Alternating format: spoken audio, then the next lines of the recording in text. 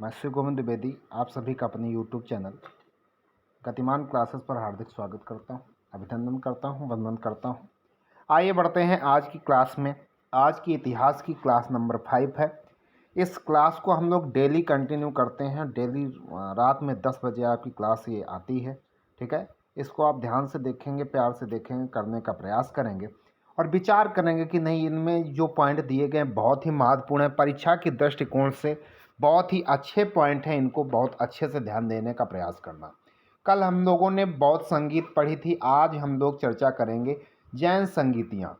जो हमारे पास जैन संगीतियाँ हैं, प्रथम जैन संगीति 310 ईस्वी पूर्व में पाटलिपुत्र में हुई। इसके अध्यक्ष थे स्थूलभद्र और ये चंद्रगुप्त मौर्य के शासनकाल में हुई। इसका कार्य था जैन साहित्यों की रचना करना। द्वितीय जो जैन संगीति हुई वो 512 ईस्वी में हुई। इसका स्थल था वल्लभी। इसके अध्यक्ष देवादिगणी क्षमा श्रमण थे।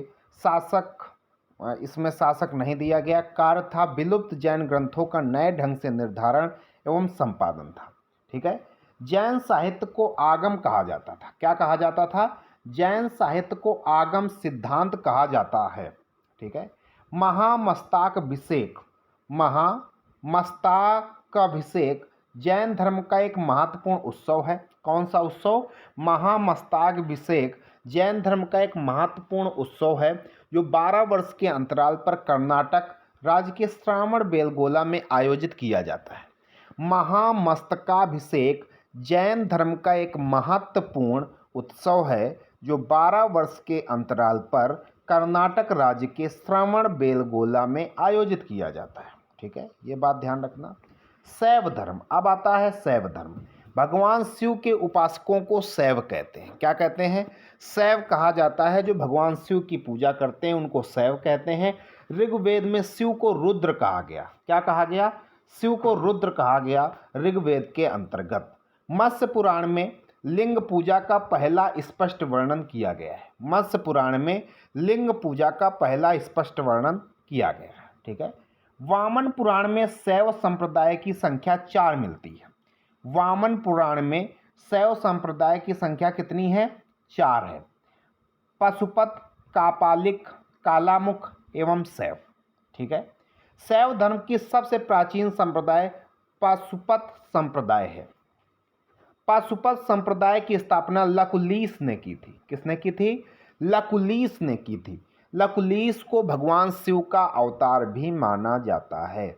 भगवान शिव का अवतार, लकुलीस को भगवान शिव का अवतार माना जाता है।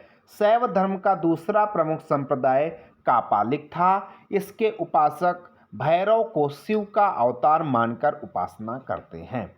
शिव पुराण में कालामुख संप्रदाय के अनुयायियों को महाव्रतधर कहा गया है। शिव पुराण के अंतर्गत कालामुख संप्रदाय के अनुयायियों को क्या कहा गया है? महाव्रतधर कहा गया है।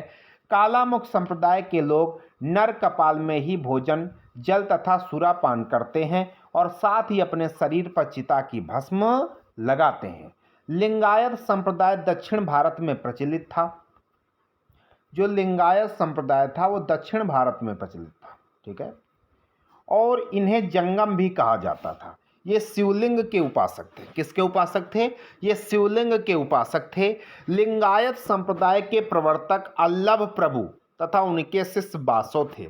लिंगायत संप्रदाय को वीर शैव संप्रदाय भी कहते थे। लिंगायत संप्रदाय को क्या कहते थे? वीर शैव संप्रदाय भी कहते थे। 10वीं शताब्दी में मत्स्येंद्र नाथ ने नाथ संप्रदाय की स्थापना की। नाथ संप्रदाय का सर्वाधिक प्रचार प्रसार गुरु गोरखनाथ के समय हुआ। दक्षिण भारत में चालुक्य, राष्ट्रकूट, पल्लव एवं चोलों के समय शैव धर्म अत्यधिक लोकप्रिय रहा। सर्वप्रथम शिव और पार्वती की संयुक्त मूर्तियां गुप्त काल में निर्मित हुई थी।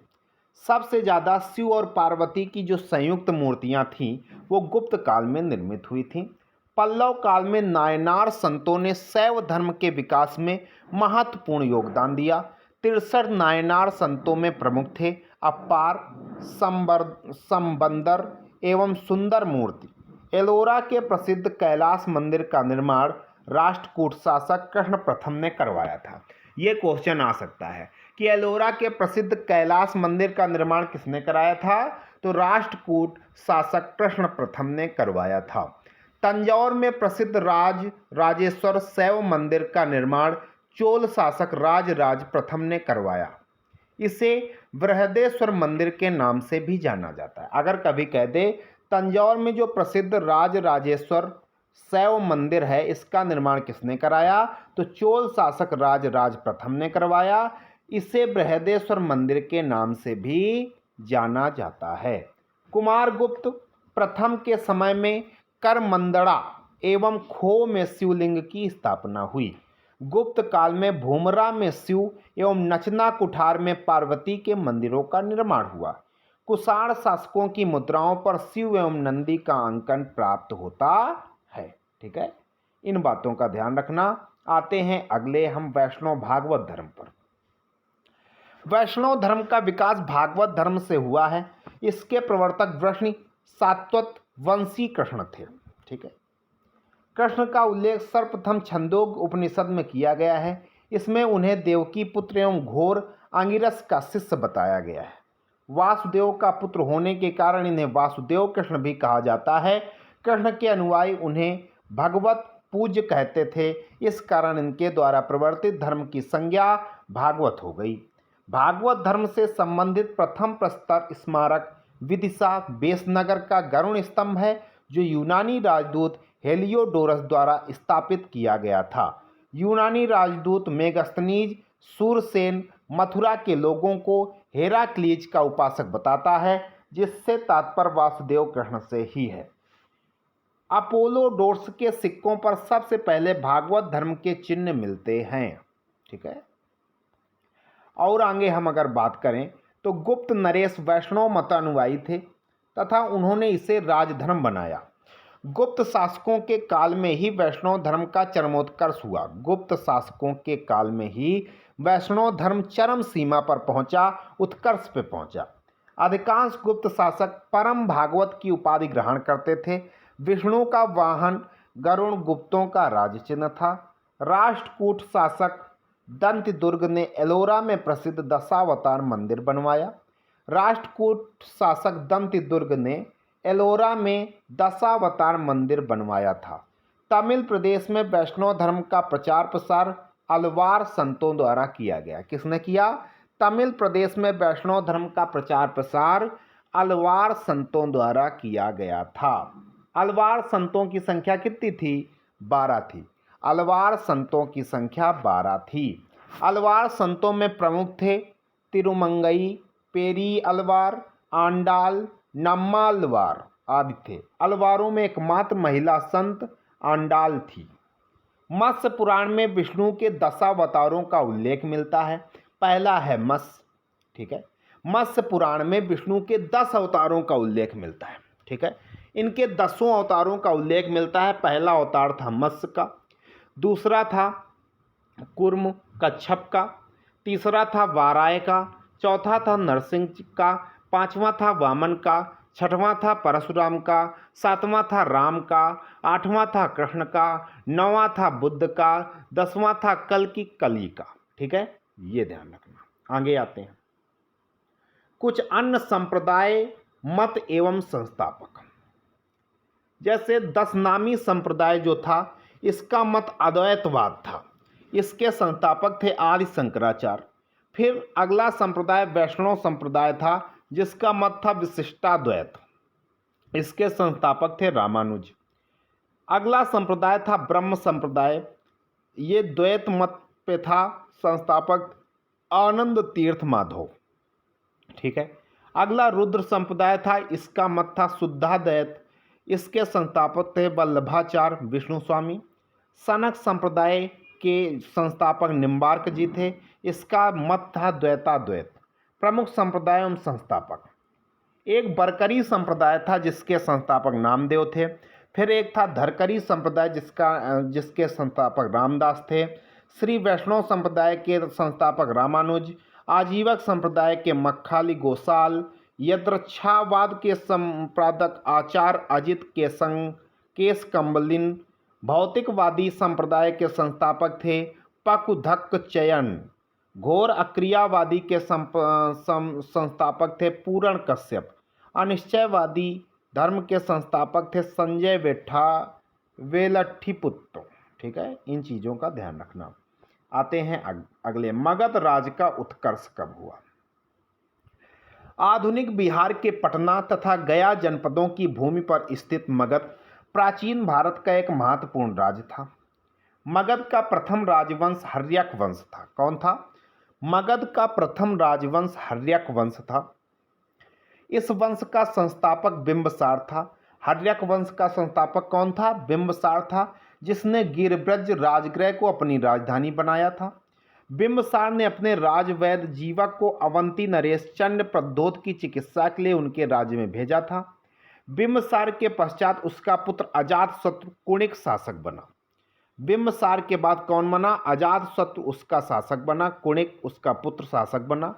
हर्यक वंश का अंतिम शासक नागदशक था। कौन था? हर्यक वंश का अंतिम शासक नागदशक था, और हर्यक वंश का जो संस्थापक था वो बिंबसार था, और अंतिम शासक कौन? नागदशक था। नागदशक को उसके अमात्य शिशुनाग ने अपदस्थ कर शिशुनाग वंश की स्थापना की। नागदशक को उसके अमात्य शिशुनाग ने अपदस्थ कर मतलब गिराकर शिशुनाग वंश की स्थापना की। शिशुनाग वंश का अंतिम राजा नंदिवर्धन अथवा महानंदनी था। नंद वंश का संस्थापक महापद्मनंद था। नंद वंश का संस्थापक कौन था? महापद्मनंद था। नंद वंश का अंतिम शासक धननंद था। कौन था? धननंद। इनको याद रखना।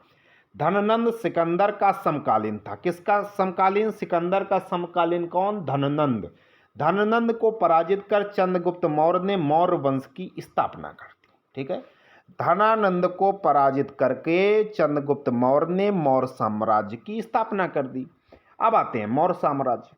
जो मौर्य साम्राज्य, जो मेन पॉइंट है जो पेपर की दृष्टि से इम्पॉर्टेंट है वही मेंशन किए गए हैं। ज़्यादा इतिहास पूरा आपको ज्ञान ज़्यादा बढ़ाने की बात नहीं की, कि जैसा पेपर में आते हैं वैसे पे पूरी चर्चा की गई है। मौर्य साम्राज्य में चाणक्य, कौटिल्य, चाणक्य को ही कौटिल्य कहा गया, विष्णुगुप्त इनका नाम था, ने धनानंद को हराने में चंद्रगुप्त की सहायता की। ठीक है, तथा चंद्रगुप्त का प्रधानमंत्री बना। कौन? चाणक्य यानी कौटिल्य यानी विष्णुगुप्त, इनका चंद्रगुप्त का प्रधानमंत्री बना। चाणक्य द्वारा लिखी गई पुस्तक कौन सी है? अर्थशास्त्र है, जिसका विषय राजनीति है। चंद्रगुप्त मौर्य ने 305 ईसा पूर्व के आसपास सेलुकस निकेटर बेबीलोन का शासक को पराजित किया, जिसने बाद में अपनी पुत्री कार्नेलिया हेलेने का विवाह चंद्रगुप्त के साथ करके उसे एरिया, काबुल, आराकोसिया, कंधार, पेरिपेमिसदाई, हेरात तथा जेड्रोसिया, मकरान कुल 4 प्रांत दहेज में दे दिए। ठीक है, जब उससे हार गया तो फिर जाना कि नहीं ये आदमी बढ़िया है, तो फिर उसने अपनी पुत्री कार्नेलिया की शादी चंद्रगुप्त के साथ कर दी, और एरिया, काबुल, आराकोसिया, कंधार, पेरिपेमिसदाई, हेरात तथा जेड्रोसिया, मकरान कुल 4 प्रांत दहेज में दे दिए। दहेज में दे दिया भैया जाओ। ठीक है, बिटिया को दे दिया और दहेज में दे दिया ये। ठीक, तो ये चीज़ ध्यान रखना। आगे आते हैं, चंद्रगुप्त एवं सेलुकस के मध्य युद्ध का वर्णन एपियानस ने किया। किसने किया? एपियानस ने किया। सेलुकस का राजदूत मेगास्थनीज चंद्रगुप्त के दरबार में आया था। मेगास्थनीज द्वारा लिखित पुस्तक इंडिका थी। ये पुस्तक बहुत पूछी जाए। इंडिका के रचनाकार या लेखक कौन है? तो मेगास्थनीज हैं। चंद्रगुप्त जैन धर्मावलंबी था तथा जैन गुरु भद्रबाहु का शिष्य था। जैन धर्म को मानने वाला था चंद्रगुप्त, और भद्रबाहु का शिष्य था। चंद्रगुप्त मौर्य की मृत्यु 297 ईसा पूर्व में कर्नाटक के श्रावण बेलगोला में उपवास पद्धति संलेखना द्वारा हुई। ठीक है, श्रावण बेलगोला में उपवास पद्धति संलेखना द्वारा इनकी मृत्यु हो गई। नोट जस्टिन ने चंद्रगुप्त मौर्य की सेना को डाकुओं की सेना कहा है। जस्टिन ने क्या कहा है? चंद्रगुप्त मौर्य की सेना को डाकुओं की सेना कहा है। फिर इसके बाद चंद्रगुप्त मौर्य के बाद बिंदुसार आते हैं। चंद्रगुप्त मौर्य का पुत्र बिंदुसार 297 ईसा पूर्व में मगध की गद्दी पर बैठ गया। बिंदुसार की माता का नाम दुर्धरा था। क्या था? बिंदुसार की माता का नाम दुर्धरा था। बिंदुसार को अमित्रघात, शत्रु विनाशक एवं सिंहसेन के नाम से भी जानते हैं। अशोक, बिंदुसार के बाद उसका पुत्र अशोक मगध की राजगद्दी पर बैठा। बिंदुसार, देखो भाई, ये जो चंद्रगुप्त मौर्य का पुत्र बिंदुसार था और बिंदुसार का पुत्र कौन था? उसका पुत्र अशोक मगध की राजगद्दी पर बैठा। अशोक का राज्याभिषेक 269 ईसा पूर्व में हुआ। राजा बनने से पहले अशोक अवंती उज्जैनी का उपराजा या वायसराय था। अशोक की मात्रा सुभद्रांगी थी। अशोक की मात्रा कौन थी? सुभद्रांगी थी। पुराणों में अशोक को अशोक वर्धन कहा गया है। मास्की, गुर्जरा, नेत्तुर तथा उड़ैगोलम अभिलेख में उसका नाम अशोक मिलता है। अभिलेखों में अशोक को देवानाम्पी तथा देवानाम्पियदसी उपाधियों से संबोधित किया गया है। राज्याभिषेक के 8 वर्ष बाद 261 ईसा पूर्व अशोक ने कलिंग पर आक्रमण किया। अशोक को उपगुप्त ने बौद्ध धर्म में दीक्षित किया था। अशोक ने आजीवक संप्रदाय के अनुयायियों को रहने के लिए बराबर की पहाड़ियों में 4 गुफाएं बनवाई थीं, जिनका नाम लोमस ऋषि, कर्णचोपार, सुदामा तथा विश्व झोपड़ी था। ठीक है, इन बातों का ध्यान रखना। चलते हैं आगे और आगे बात करेंगे। तो हम और आगे आपको लेके चलते हैं कि अशोक द्वारा धम्म के प्रचारक के लिए भेजे गए प्रचारक, धर्म प्रचारक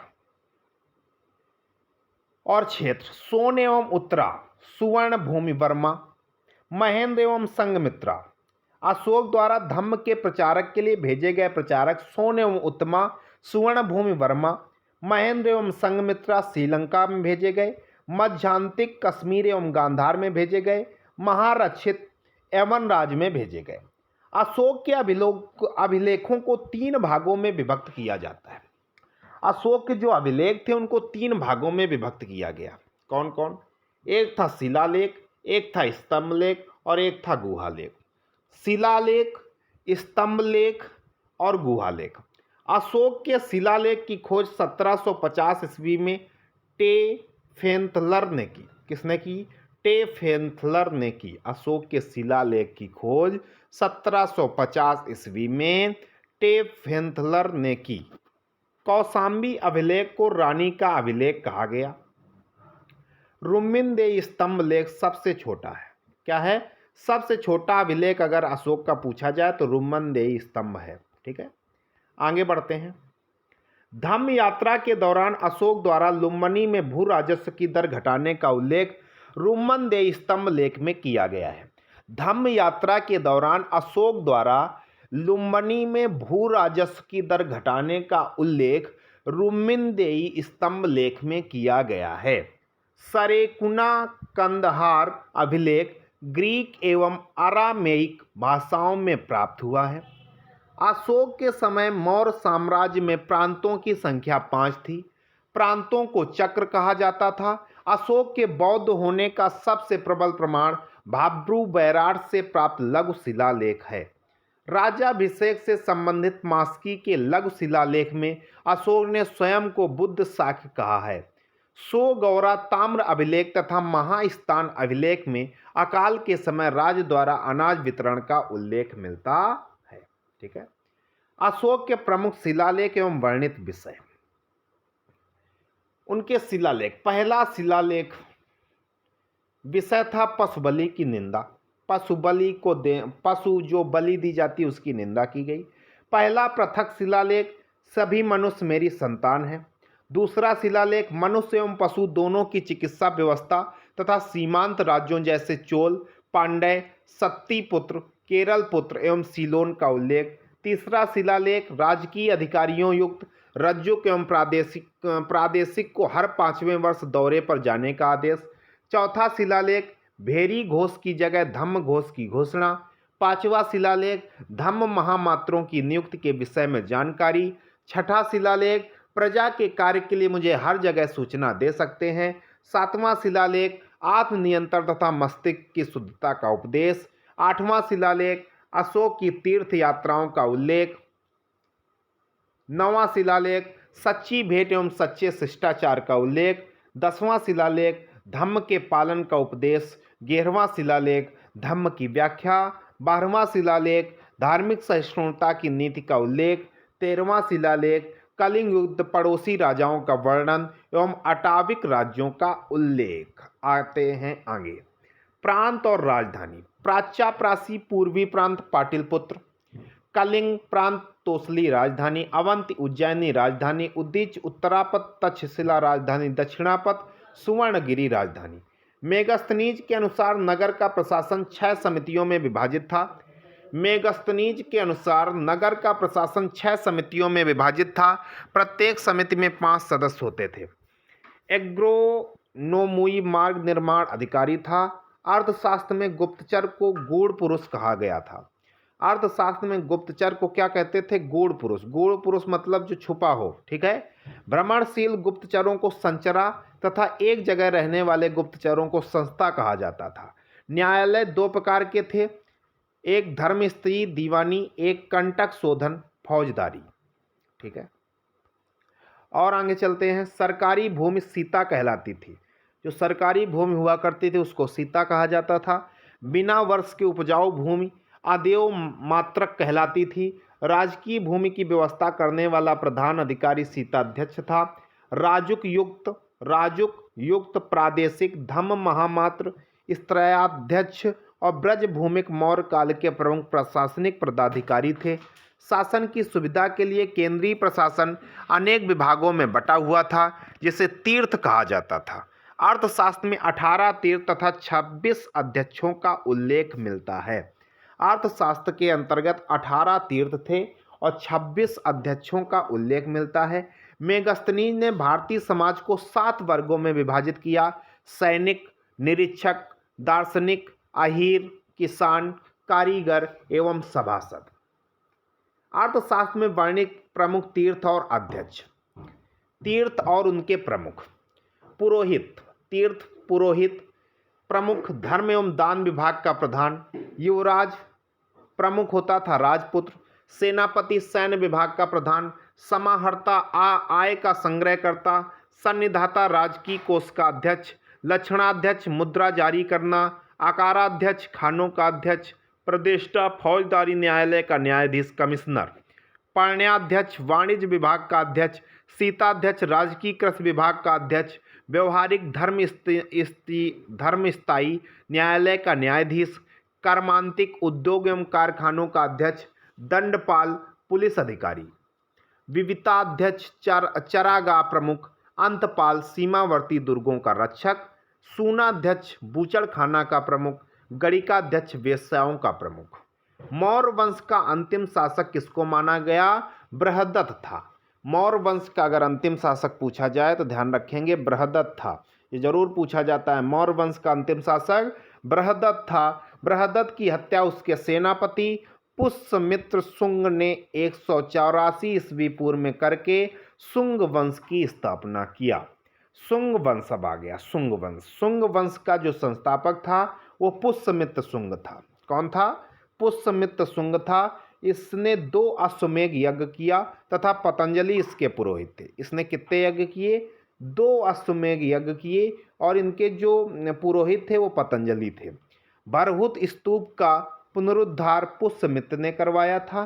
पुष्यमित्र की मृत्यु के बाद उसका पुत्र अग्निमित्र शुंग वंश का शासक बना। फिर आया कर्ण वंश। शुंग वंश का अंतिम शासक देवभूति था, जिसकी हत्या करके 75 ईस्वी में वासुदेव ने कर्ण वंश की स्थापना की। ठीक है। सातवाहन वंश। सिमुक ने कर्ण वंश के अंतिम शासक सुशर्मा की हत्या करके सातवाहन वंश की स्थापना की।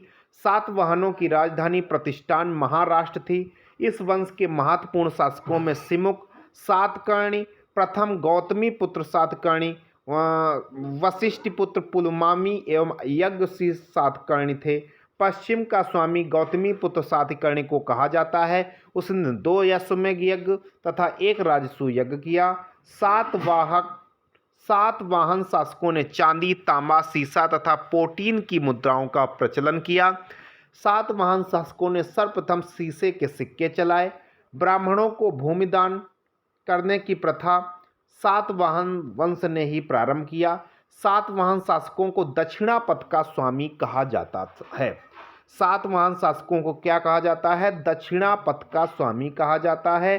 गाथा सप्तशती के रचयिता हाल तथा बृहत कथा के रचयिता गुणाढ़ सातवाहन काल के साहित्यकार थे। ध्यान रखना, गाथा सप्तशती के जो रचयिता थे हाल तथा बृहत कथा के रचयिता गुणाढ़ सातवाहन काल के साहित्यकार थे। आगे बढ़ते हैं हम। इसके आगे जब चलेंगे हम लोग तो होता है भारत में विदेशी आक्रमण होता है। ठीक है, भारत में विदेशी जो आक्रमणकारी थे वो कौन कौन थे?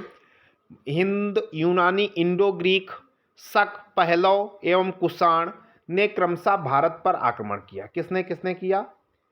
हिंद, यूनानी, इंडो ग्रीक, शक, पहलव और कुषाणों ने क्रमशः भारत पर आक्रमण किया। भारत पर सर्वप्रथम डेमेट्रियस ने आक्रमण किया। इसने साकल को अपनी राजधानी बनाया। हिंद यूनानी शासकों में सबसे प्रसिद्ध मीनांडर था। कौन था? मीनांडर। मीनांडर की राजधानी साकल सियालकोट थी। मीनांडर को नागसेन ने बौद्ध धर्म में दीक्षित किया था। मिलिंद पन्नों मिलिंद के प्रश्न में मीनांडर एवं नागसेन के प्रश्नोत्तरों का वर्णन है। सर्वप्रथम हिंद यूनानी शासकों ने ही भारत में लेख वाले सिक्के तथा सोने के सिक्के जारी किए थे। सर्वप्रथम हिंद यूनानी शासकों ने ही भारत में लेख वाले सिक्के तथा सोने के सिक्के जारी किए। कोई अगर पूछ दे हिंद यूनानी शासकों ने भारत में कौन से सिक्के, तो लेख वाले सिक्के तथा सोने के सिक्के इन्हीं की देन थी। हेलेनिस्टिक कला का संबंध हिंद यूनानी शासकों से है। भारत में गांधार कला इसका सर्वोत्तम उदाहरण है। फिर आते हैं शक। यूनानियों के पश्चात शक भारत आए। शक मूलतः मध्य एशिया से आए थे। शक 5 शाखाओं में विभक्त थे। उज्जैन के एक शासक ने शकों को पराजित करके विक्रमादित्य की उपाधि धारण की तथा 57 ईस्वी पूर्व में विक्रम संवत चलाया। उज्जैन के एक शासक ने शकों को पराजित करके विक्रमादित्य की उपाधि धारण कर दी तथा 57 ईस्वी पूर्व में विक्रम संवत चलाया। वही विक्रम संवत अब चलता है। भारत में शकों का सबसे प्रतापी शासक रुद्रदामन था। रुद्रदामन ने विशुद्ध संस्कृत भाषा का सबसे पहला अभिलेख जूनागढ़ गिरनार में जारी किया। शकों ने प्रशासन की छत्र प्रणाली चलाई। कौन सी प्रणाली? छत्र प्रणाली चलाई। हिंदी, पार्थियन या पहलव। शकों के बाद पश्चिमोत्तर भारत में इनका आधिपत्य स्थापित हुआ। पहलव वंश का सर्वाधिक शक्तिशाली शासक जो था वो गोंडोफर्निस था। कौन था? गोंडोफर्निस। फिर इसके बाद गोंडोफर्निस के शासन काल में सेंट थॉमस ईसाई धर्म का प्रचार करने के लिए भारत आया था। फिर आया कुषाण वंश। पहलवों पार्थियाई के पश्चात कुषाण भारत आए। कुषाण चीन की यूची जाति की एक शाखा थे। कुषाण वंश की स्थापना कुजुल कडफिसेस ने किया था। कुषाण शासकों में विमकडफिसेस ने सर्वप्रथम सोने के सिक्के जारी किए थे। विमकडफिसेस ने महेश्वर की उपाधि धारण की थी। उसके सिक्कों पर शिव, नंदी तथा त्रिशूल की आकृतियां मिलती थीं। इस वंश का सबसे प्रतापी शासक कनिष्क था। कनिष्क की प्रथम राजधानी पुरुषपुर, पेशावर तथा दूसरी राजधानी मथुरा थी। कनिष्क ने संभवतः गद्दी पर बैठते समय 78 ईस्वी में शक संवत चलाया। यह बौद्ध धर्म के महायान संप्रदाय का अनुयायी था। कनिष्क का राजवैद्य चरक था। चरक संहिता चरक की प्रमुख रचना है। बौद्ध धर्म का विश्वकोश महाविभास सूत्र को कहा जाता है। बौद्ध धर्म का विश्वकोश जो है वो महाविभास सूत्र को कहा जाता है। इसके रचनाकार वसुमित्र थे। अश्वघोष कनिष्क का राजकवि था जिसने बुद्धचरित, सौंदरानंद, सारिपुत्र प्रकरण, सूत्रालंकार की रचना की। कनिष्क के दरबार में आचार्य नागार्जुन, पार्श वसुमित्र आदि भी रहते थे। नागार्जुन ने प्रज्ञा पारमिता सूत्र की रचना की। नागार्जुन ने किसकी रचना की? प्रज्ञापारमित्रा सूत की रचना की। कुषाण शासकों ने सर्वाधिक शुद्ध स्वर्ण सिक्के जारी किए थे। कुषाण शासकों की उपाधियां महाराज, राजाधिराज, देवपुत्र थीं। ये चीज़ें आपको ध्यान रखना है। इसके आगे हम लोग गुप्त साम्राज्य की शुरुआत अगले दिन करेंगे। आज के लिए इतना ही रखते हैं। धन्यवाद।